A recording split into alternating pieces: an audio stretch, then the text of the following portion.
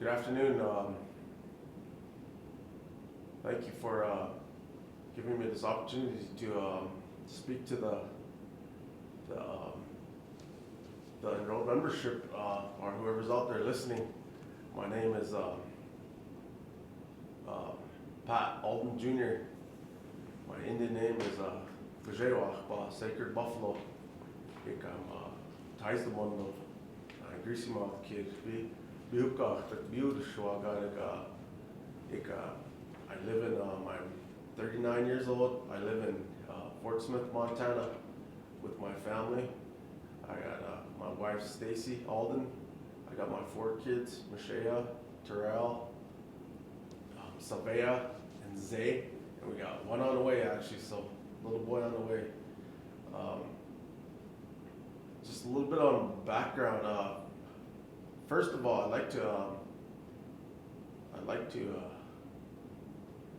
send a shout out to some of the ones that are affected by this COVID that's going on right now. I actually just got over my 14 days about a week ago, and I luckily came out on the good side. Some aren't so fortunate, and my prayers are with those families and the ones that are affected right now in the hard times that we're going through. So just like to start off by sending out some prayers to the ones that are affected, and we get through this all as one. Just a little bit of background on myself. Like I said, I was 39 years old. I went to graduated from Hardin High School. I graduated in '99. From there, I went on to college in Bismarck State, Bismarck, North Dakota. Played basketball there a couple of years, and it's a junior college, so finished 2 years there. Then moved on to Dickinson State in Dickinson, North Dakota. So I spent a year in Dickinson. Didn't go back for my 4th year, but I came back home and decided to start my career off. I was in forestry. I started my career off in forestry, and hey, I thought that was a path I was gonna go down. I worked my way up the ranks in the forestry section, but one day the leadership was calling legislative branch elections came on, so I decided to throw my hat in or my name in a hat and run for legislative branch. At that time, I believe I was 27 years old. I ran for office, and I was fortunate enough to get elected to a seat to represent the Bighorn District. I served from there. I served 3 terms, 12 years in the legislative branch. In my capacities in the legislative branch, I served as a Secretary of the House, I believe 4 years, and I also served as a Speaker of the House for a couple of years too. I served in different capacities as chairman of the Enrollment Committee, chairman of Natural Resource, Gaming, Health and Human Services. I served as chairman of various committees within the branch. Also, just that's a little bit of my background, and I'm sharing to you why I think I have the experience for this position. Oh, I didn't mention that I'm running for Secretary of the Great Crow Nation. So, with my credentials and my background, I believe that I am qualified to run for Secretary of the Upsalagan Nation. Like I said, I served in legislative branch 12 years. Also, I had a stint after I was done with the legislative branch. I had a stint with the executive branch as the CEO. I did that for about 4 months there.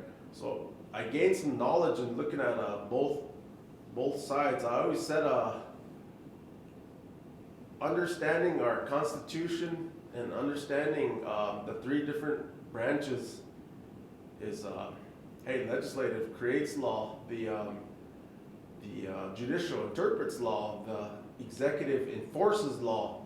So working at legislative, we always understand, hey, we can create all the laws we want, but without the executive enforcing those, we ain't moving nowhere.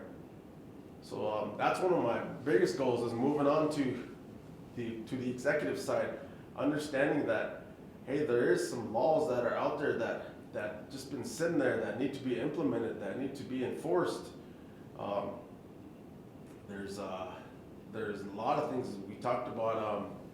we talk about finances. We talk understanding the finances of the tribe is key too, and I believe I got some firsthand insight on working with the budgets every year, the tribal budgets. We had to pass the budgets every year, so we got to look at the financials from the legislative side, but also understanding going over to the executive and understanding the financials on that side is still a different thing that I got to see. So I personally think that I understand that financials, and then getting the right people in there to help us out and moving forward. I know when you talk about financials, we as a tribe, we sit in the red today. I don't know what the exact number is in the millions. I know we are in the red in the millions. So how do we start moving forward and getting the control of our debt? That is one of the biggest things we need to do. First of all, we need to, hey, we talked about a forensic audit right away. We've been dealing with debt for so long. It's hey, we need a change. We need to start doing something different. Every 4 years we accumulate debt. So there's ways out there. And there's people that have experience that deal with this, and once we do get the right people in there, let's move forward with our financials. I want to mention that creating a team. I'm running for secretary of the Greater Soligan Nation, along with the chairman goes ahead slate. Dookie Carlson goes ahead, and CJ Stewart as vice chairman, me as secretary, and Dylan Jefferson as vice secretary. But creating a team is big. I'm going to sit here and I'm not going to talk about myself, what I've done, but hey, what do we need to do as a tribe? Creating a team, and I think I've got some strength at creating a team, putting the right people in the right positions. And like we talked about, we have enough educated Crow tribal members that want to come back and work for the tribe, but we've been stuck with that old mentality. So how do we empower some of our educated members and putting them in these key positions? And there's innovative things that are going on today that, hey, I believe that's one of my strengths. I can put together a good team along with our chairman, vice chairman, and vice secretary. A couple other questions that I'd like to hit on is Constitution. Some of the constitutional questions. We talk about constitutional reform. I was lucky enough to serve once when I was in the legislative. I got to dissect, got to research, got to look at our Constitution, and got to go to different conferences looking at different places and how they're handling theirs. And we're lucky. We always say we're in infancy stages, but I believe it's 19 years. 19 years we've had this Constitution, and honestly, we haven't gone anywhere. We say infancy stages, but we haven't gone anywhere with this 19 years. So we do need a constitutional convention. With the constitutional convention, hey, we can look at different things that aren't working today. There's a certain wording in the Constitution that just needs to be switched up. We talk about there's administer. Administer, that's a big word in the Constitution that needs to be switched up to this day. That gives the financial powers to the chairman, where we talk about checks and balances. Is how does the legislature have checks and balances if the chairman's in control all the time? So those are things that we do need to change within the Constitution. There's some enrollment criteria. Hey, we need to look at our enrollment issues. We got the quarter blood degree quantum that's an issue that eventually needs to be changed. But those things that we've worked on in the legislative, like there's a draft ordinance sitting out there that just needs to be implemented. And I think we'd solve a lot of problems with that enrollment ordinance once that is passed, and once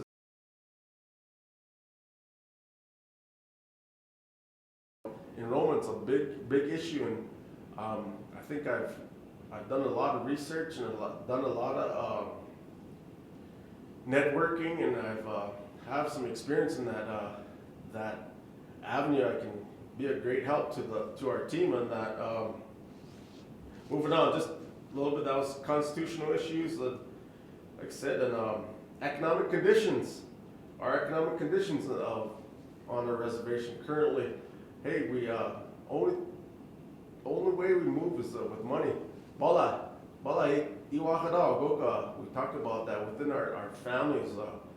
You need money to pay your bills. You need money to, and with that is we need jobs. And currently, we depend on our general fund money as a tribe. It can only carry so many people on as far as jobs. So we need to start empowering some of these businesses, these other entities that do create jobs. Creating jobs is we need to create these businesses so we do have the jobs. For instance, this casino, we talk about Upsala Gang's a big one. Upsala Gang's been sitting at legislative for the past 10 years. Also, that takes away the business from politics. That is a huge one with that. We've always talked about college is flourishing here because they have an arm's length agreement with the tribe. Hey, housings, we just passed a couple years ago on housings. They now are arm's length, and now they're starting to move because of that arm's length from business from politics. So doing that with our businesses, our C stores, our Okabat, we talked about creating that arm's length incorporation of Soligan Inc. That way these businesses can fall under that entity, and we have arm's length, and we don't have to deal with the turnover we talk about every 4 years. So that's one big thing that I'd like to mention. Soliga Inc. Let's see, what's the other one? I talked about the housing issue. I know, like we said, housing's an arm's length from the tribe, and they're going to start moving here within the year because I know that they handled all their reporting, and they're starting to get money, and that's something that, hey, if it's working, don't leave them alone, let them go. We're going to start getting houses built here soon. But trash, we talked about the trash issue. Hey, the trash issue's been an issue for I don't know how long now. It started off by the tribe not paying their bill. It goes back to being in debt, paying their bill and not paying their bill. So they took away our trash services. But now, how do we remedy the trash issue? I know every district has the issues of the trash. I'll give you an example, the Crow one. Why can't we move that? It seems like AML does a good job. Go over there and clean it every week. But if we move that site to somewhere secure out of the town, somewhere maybe to the east here, at least get it out of town. And the health issues we talk about, the burning of that trash. Hey, my parents live in housings there that it affects elders that live in housing with breathing issues, and so let's get that handled. That's priority. I think things like that we can prioritize, and there's enough educated people to figure out, hey, what can we do with this trash issue? There's because we can't keep depending on the general fund to pay to it. We can't keep depending on AML to go and clean that up every week.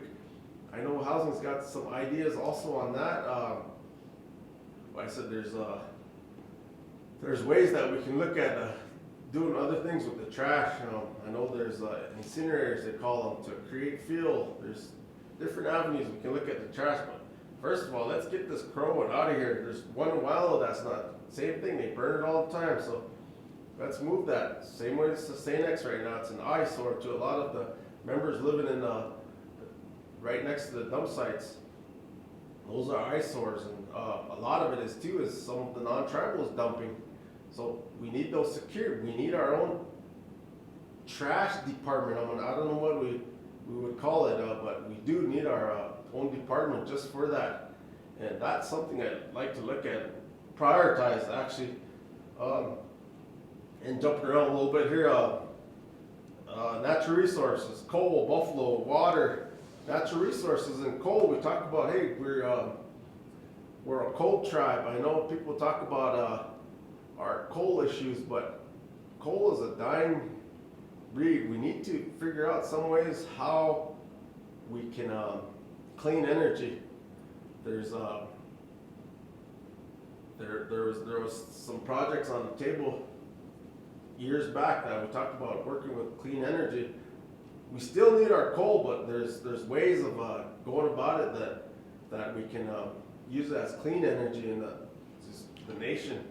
Talk about the Republicans and the Democrats are fighting over clean energy, and so we need to start getting innovative on our coal too, and looking at different avenues of burning it, clean energy, coal to liquids. But that's a big one. And we've got enough experts, I believe, that look at coal to move in that direction. Our buffalo, our water. Hey, we've got a big buffalo herd up on the mountain that hasn't been managed for years. Let's take advantage of our buffalo herd up on top. Those are sacred to us. You said, well, my Indian name is Bajewa, so I take pride into keeping our buffalo and ours. Those are ours. Water. Hey, we've talked about bottled water, doing bottled water projects for years, and that hasn't gone off the ground. So those are some of the things that we need to look at, is looking at different avenues of bringing in more money to the tribe.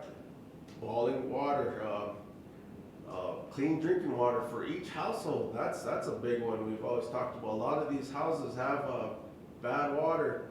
They've got so those are some issues that I was lucky enough to look at, and if I do get lucky enough to get elected as secretary, now I'm sitting at the executive side, so I can look at some of these issues and implement them. Other than that, natural resources. Hey, natural resources is big. I'm a hunter too. I like to go hunting. I like to go spend some time up in the mountains, and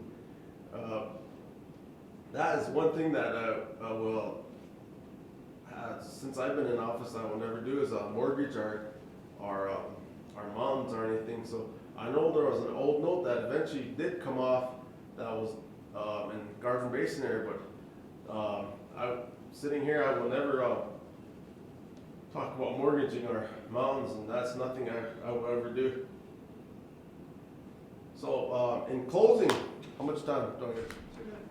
In closing, I'd like to just say thank you for giving me this opportunity, and if I do get lucky enough to sit as Secretary of Great Coat Tribe, I'm like I said, I won't disappoint. I've got the experience and I've got the background to help me in this venture. I know the big thing about it is reporting. So reporting is a big thing, and that's one thing that I like to hit on is I will make sure that reporting is made to the whole tribal membership. So with that, I'd like to thank the college for giving us this time for this interview and asking a few questions and to see where we're sitting at. So thank you, college, and remember, don't forget to vote October 10th. October 10th is voting day. So with that, thank you. Aho.